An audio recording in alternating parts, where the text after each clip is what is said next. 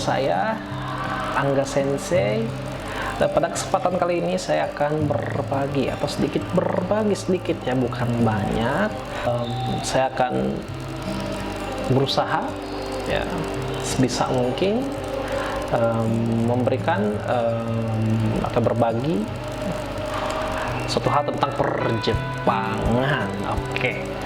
Sebelumnya mungkin ada sebagian orang yang ingin belajar bahasa Jepang, akan tapi bingung harus mulai dari mana ya. Oke, kalau bingung harus mulai dari mana, saya juga bingung waktu itu sebelum saya belajar bahasa Jepang ya, dan berangkat magang ke Jepang. Ada sedikit solusi nih untuk teman-teman bagi yang ingin belajar atau bisa bahasa Jepang ya. Kalau bisa, saya juga belum bisa ya.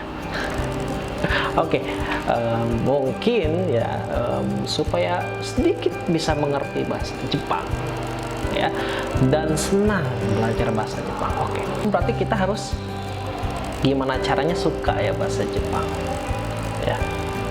Saya yakin sebagian besar orang ya di kita tentunya senang bahasa Jepang itu pertama karena dia senang film anime mungkin ya. Salah satunya saya. Oke, yang kedua bisa jadi karena ingin pergi ke Jepang untuk bekerja ke Jepang mungkin ya, ataupun magang ke Jepang. Ngasih tahu nih tentang bahasa Jepang berarti ya, tentang bahasa Jepang. Saya kasih tahu bahasa Jepang tidaklah sulit sebetulnya kalau misalkan bagi yang ingin belajar. Ya, contoh dalam bahasa Indonesia itu ada subjek dan ada predikat ya.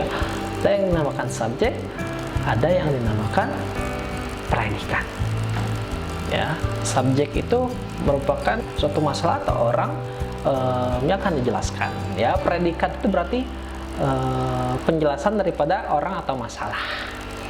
Contoh, saya adalah Angga. Oke, saya adalah Angga. Saya itu dalam bahasa Jepang itu watashi. Oke, bukan si ya, tapi shi, ada h-nya. Jadi nggak ada si tapi shi ya di Jepang. Watashi.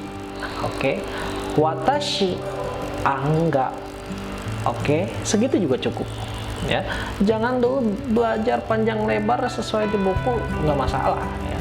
Sedikitnya kita tahu kosakatanya dulu ya. Watashi Angga, watashi Angga. Oke, itu subjek predikat. Nah, apabila ada objek dalam bahasa Indonesia itu biasanya SPO ya. Dalam bahasa Indonesia itu biasanya SPO ya. Contoh SPO ya, dalam satu kalimat, saya makan ikan ya. Saya makan ikan. Oke ya. Makan berarti itu dia predikatnya ya, bahwa dia itu sedang apa gitu ya, atau kata kerjanya apa ya. Predikat bisa dibilang kata kerja lah ya, biar mudah. Saya makan ikan, berarti objeknya apa yang kita makan kan gitu ya, ikan tadi. Saya makan ikan, SPO ya. Akan tetapi kalau dalam bahasa Jepang itu dia SOP, berarti subjeknya dulu. Subjek siapa? Saya kan, watashi tadi ya. Saya adalah watashi. Ingat susunan kata SOP, berarti objeknya dulu. Objeknya apa ya yang tadi kita akan makan? Ikan. Ikan tuh sakana ya dalam bahasa Jepang. Watashi sakana. Oke. Sekarang makan apa dalam bahasa Jepang? Tabemasu. Akan tapi kalau misalkan kita ucapkan, ditulisnya kan tabemasu ya. Ketika diucapkan dia tabemasu. ya, tabemasu gitu ya. Nanti watashi sakana tabemasu, ya, saya makan ikan, ya, saya makan ikan. Ya, mudah sekali ya kita membuat kalimat dalam bahasa Jepang ya. Apalagi bagi teman-teman yang emang baru pengen belajar nih, misalkan karena senang bahasa Jepang, karena saya senang anime, ya, boleh ya tonton videonya, pelajari kosakata yang telah saya ucapkan ya. Oke, nanti di akhir kita akan adakan kuis ya, kosakata yang telah kita pelajari. Oke ya, setidaknya ada 5 atau 10 kosakata yang akan kita pelajari setiap kontennya. Oke ya. Oke, kita coba ke kalimat lainnya ya. Saya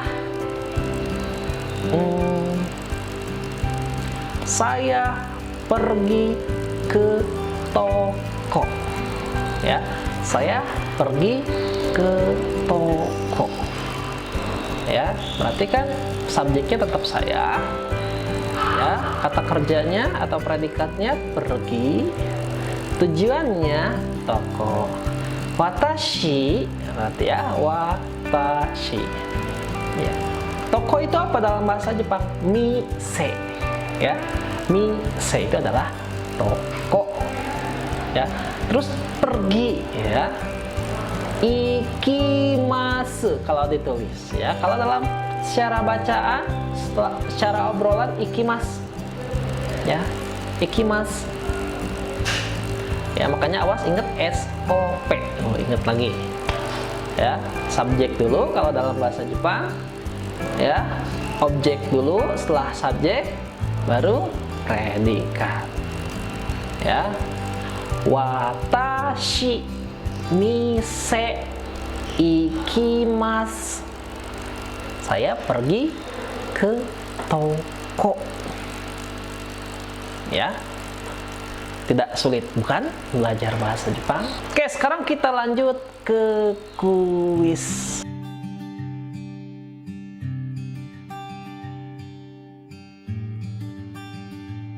Ya, yang tadi kosakata telah kita pelajari. Oke, dari yang pertama, watashi adalah,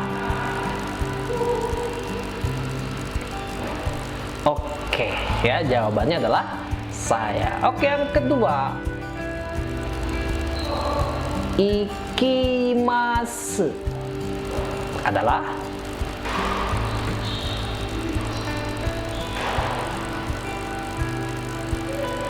oke, ikimasu adalah pergi. Oke, mise adalah, oke, mise adalah toko ya. Tabemasu adalah, oke, tabemasu adalah makan. Ikan adalah sakana. Oke, mantap ya. Sekian yang dapat saya sampaikan. Bagaimana belajar bahasa Jepang? Mudah-mudahan bukan ya. Baru aja sekali belajar udah bisa bikin kalimat. Gampang loh. Yang penting apa? Kosakata ya. Mungkin bagi yang pertama kali belajar bahasa Jepang, pertamanya belajar huruf mungkin akan sangat sulit ya. Tapi kita belajar dari bicara aja dan mengingat kosakata dulu aja. Mudah-mudahan nanti ketika benar-benar telah menyukai bahasa Jepang, ada minat belajar huruf bahasa Jepang, oke, kita lanjut ke hurufnya. Kalau misalkan emang kalian menginginkan kita belajar dari huruf bahasa Jepang ya. Oke, terima kasih. Jangan lupa subscribe, like, comment. ya. Untuk masukan dan sarannya boleh di kolom komentar. Terima kasih. Saya Angga Sensei.